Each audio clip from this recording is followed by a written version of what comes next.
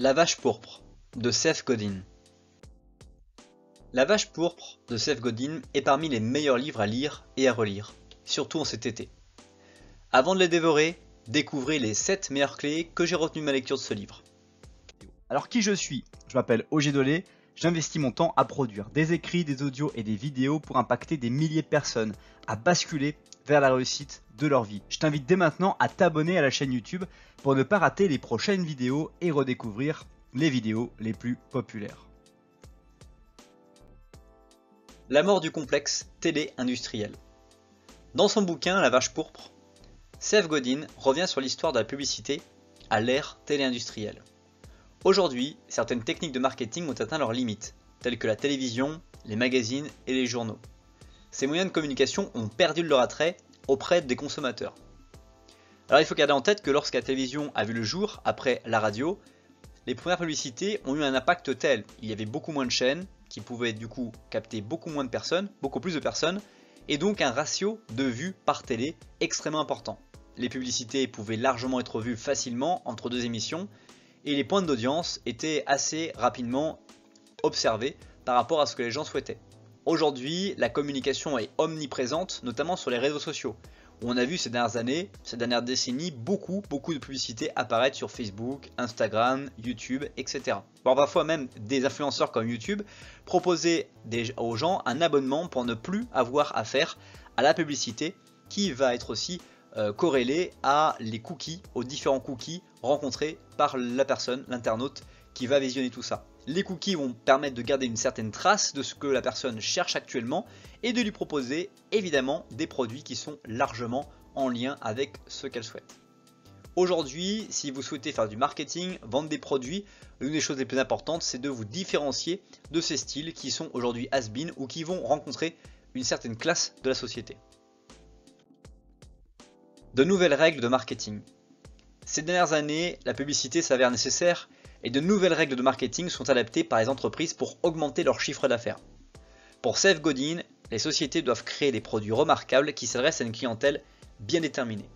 Aujourd'hui, il y a tellement de moyens de faire de la communication, de présenter des produits et des services qu'il est essentiel de chercher et de commencer par quel marché je vise.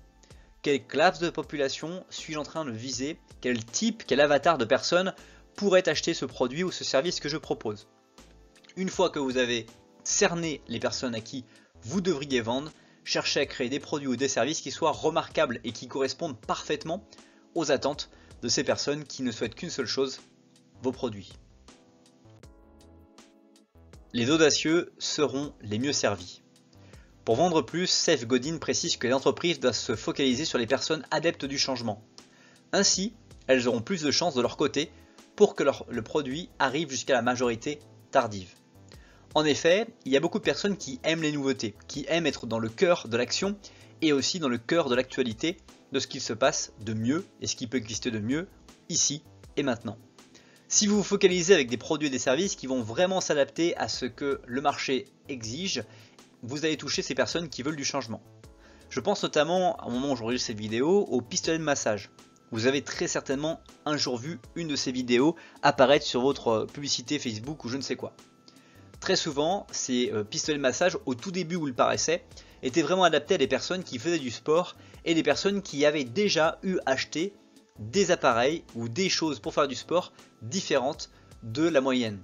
Ces personnes qui aiment pratiquer de nouveaux exercices avaient la facilité de changement et donc ces pistolets de massage ont tout de suite atteint ce public-là avant que ce public même ne fasse la pub par son propre utilisation aux autres personnes de leur entourage.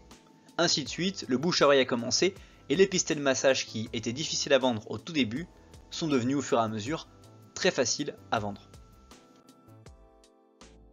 En cela, je t'invite à partager cette vidéo à une personne à laquelle tu penses ou à une personne à laquelle ça pourrait inspirer. Mettre les contaminateurs de son côté. Les contaminateurs sont les personnes qui vont partager le produit avec leur entourage et aider la société à vendre plus. C'est pourquoi les dirigeants doivent cibler cette clientèle. En gros, il faut s'intéresser à un public bien précis et non large. Ainsi, le produit pourra se vendre plus. On en a touché du bois juste il y a un instant dans la diapositive précédente, où il y a des personnes qui vont acheter vos produits et qui vont contaminer le reste de la population. Je pense actuellement dans cette vidéo notamment aux personnes qui vont utiliser une nouvelle application. Ils vont par exemple l'application Mi Fit avec les montres connectées en parler à leur entourage. Si bien que tout d'un coup vos parents, vos grands-parents ou peut-être vos amis vont se mettre à acheter une montre Mi Fit et vont aussi commencer à mesurer leurs pas, peut-être même à se comparer leurs pas de manière quotidienne pour dire qu'ils ont marché X kilomètres ou un autre. Les contaminateurs sont les personnes qui, une fois identifiées, vont avoir un impact très fort sur votre business parce qu'ils vont pouvoir réunir d'autres clients qui vont eux aussi acheter, comme cet exemple, différentes montres connectées et qui vont à la fois eux aussi commencer à utiliser votre application.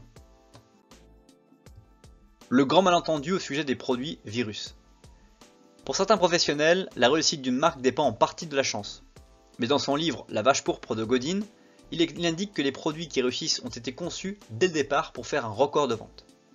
D'après son analyse, Seth Godin observe bien que plus on va identifier un marché, plus on va identifier un avatar, comme on a parlé précédemment, et mieux on va réussir à pénétrer ce marché par rapport aux caractéristiques du produit et aussi du packaging marketing que nous allons pouvoir promouvoir auprès de cette personne.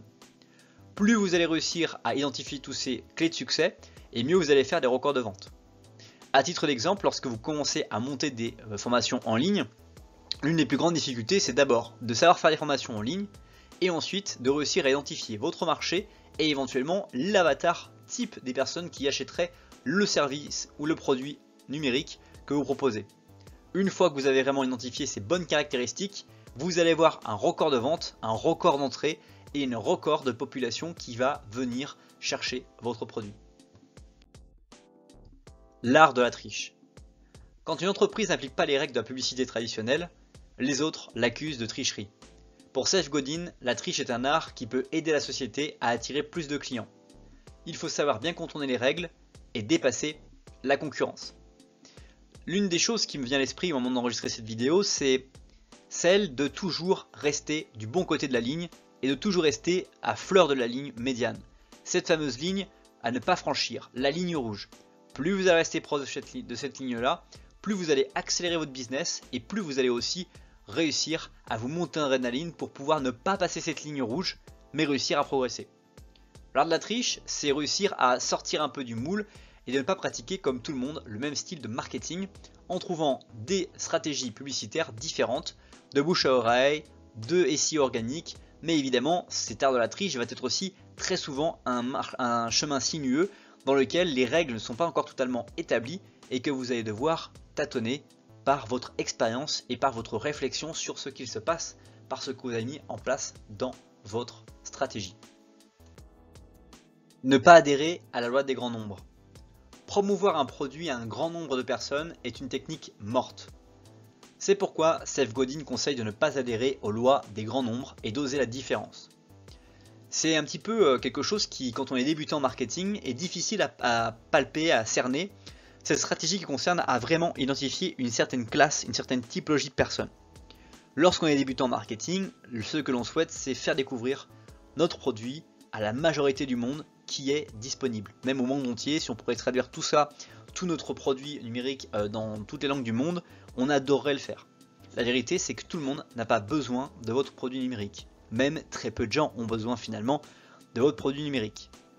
Plus vous allez chercher à identifier les personnes clés, les personnes vraiment qui ont un style de vie particulier par rapport à votre produit et service, mieux vous allez réussir à le vendre et aussi plus vous allez vous écarter des personnes qui ne souhaitent pas et qui n'ont rien à faire dans votre tunnel de vente ou dans vos clients fidèles. Pour la fin de cette vidéo, mais si tu l'as aimé, tu aimeras très probablement son article associé sur le blog. Le lien est dans la description juste en dessous. Enfin, avant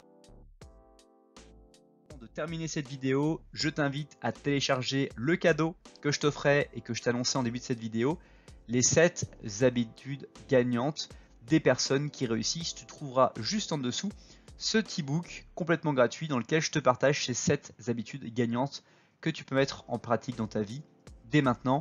Tu me laisses ton prénom, ton email et je te l'envoie dès maintenant. En attendant, je t'invite à découvrir sous la flèche bleue la chaîne YouTube, une vidéo qui peut t'intéresser par rapport à ce que tu regardes et sous la flèche rouge à t'abonner à la chaîne à nouveau. À bientôt.